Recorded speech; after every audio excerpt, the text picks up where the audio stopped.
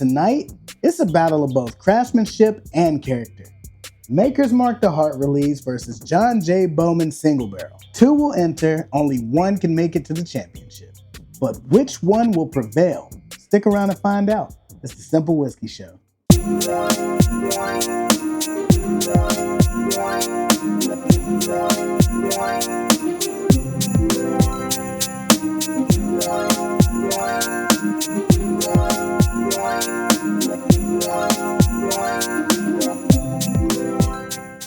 Happy holidays, everyone, and welcome back to day 10 of the 12 Days of Whiskey. I'm Cyncere, and we're nearing the end of round 2 of the single elimination tournament to crown the ultimate pour of 2024.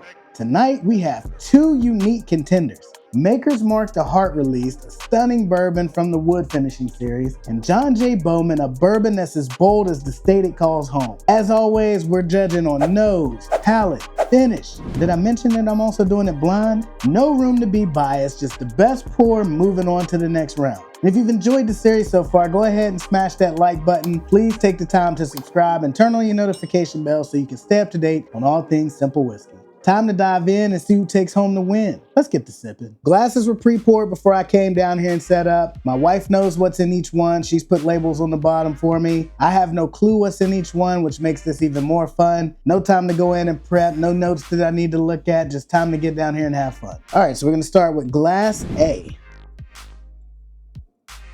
Right off the rip, I get a little bit of hazelnut. As I get a little bit deeper into this, I also get caramel. And there's a little bit of a sweeter note on here too, maybe a maple syrup. All right, let's see what we get on B. Ooh-wee, aren't you pretty?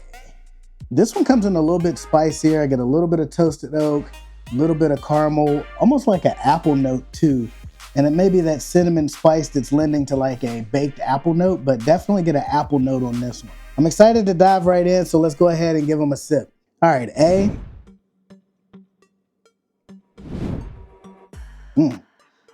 Super sippable. Nothing about this screams, oh my gosh, it's too hot. Very smooth, immediately a richer caramel note and like a chocolatey note on the finish. Caramel and chocolate really shine through on the palate on A. And then just when you think it's done, you get almost like a little bit of a maple note on the back end of it. Chocolate is the predominant finish note. Caramel hits me up front and then the maple, but that chocolate is the finishing note that really shines through. And the finish on this is long, but extremely sweet, which is never a bad thing. And it's smooth and satisfying. Let's dive into B. Ooh. That apple cinnamon note hits me right off the bat, and then like a charred oak note. Super bold flavor, super nice taste. All right, this one comes through with a whole different burst of flavor. I get that apple cinnamon note on this, and it rounds out with a hint of like a charred oak. This is a really decent sipper. Like this, super smooth. Both of them are smooth. Two very good pours, battling head to head. I gotta go back in for a second sip. I can't make a decision yet. A.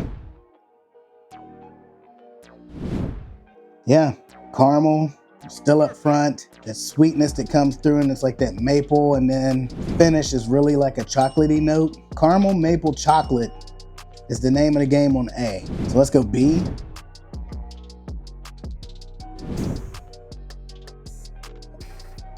Apple spice, caramel, a little bit of charred oak. Still holds true to what I got the first time through. Now comes the part that I really don't want to have to do in this one because I love both of these bottles at this point. Let's pick a winner. All right, this was an extremely tough call, but both of these brought something very special, very unique, and very different to the table tonight. And tonight's winner is A. A was my winner. This one had that super chocolatey finish that I really enjoyed. It had a sweeter, like a caramel and a maple note. This one is like a baked apples, which is super good. I can't knock either one of these. The one that went out was, oh no! John J. Bowman. Daggone it, I should have knew it. I should have knew what the flavor profile on this is. This is one that I consider a daily sipper because I can get it so readily available finally. But I haven't been going to this as a daily sipper. When I opened this bottle for whatever day that this was in earlier this round, I haven't went back to it. I've actually been going to early times, and that's been my my daily sipper as of late. But this is one that I got to get back into because it is that good. That baked apple note that I got on it, and then that caramel and the toasted oak or charred oak that came through on the finish. There's a reason that I really enjoy this. But tonight, Maker's Mark, the heart release, really shined through. That chocolate note on the finish was fantastic. The caramel and the maple that you get throughout the beginning and the mid palate both just do something different for you. And I have a ABC release, I think they call it toasted pecan or toasted pecan, that I would have loved to have gotten into this 12 days. I know that it's a store pick, not a regular release, but I'm curious as to where that holds to whatever wins this. Matter of fact, come January, I'm gonna do a video with that versus whatever wins the tournament, because I had a pour of that the other day and immediately went and bought a backup bottle. It was that good. So let's go ahead and close this thing out. That wraps up day 10 of the 12 days of whiskey with Maker's Mark the Heart release. Moving on to the New Year's Eve Final Four kickoff. And the competition is only getting stiffer and stronger throughout each one of these matches. I'm so excited to do the four-way blind on New Year's Eve. Hope you guys will join me for that. In the meantime, I'll leave you with this. The holidays remind us that, like a good whiskey, life is about finding the balance between boldness and warmth. There's absolutely no holiday cheer in being bitter and cold. So here's to full glasses, warm memories, and keeping it simple. Cheers.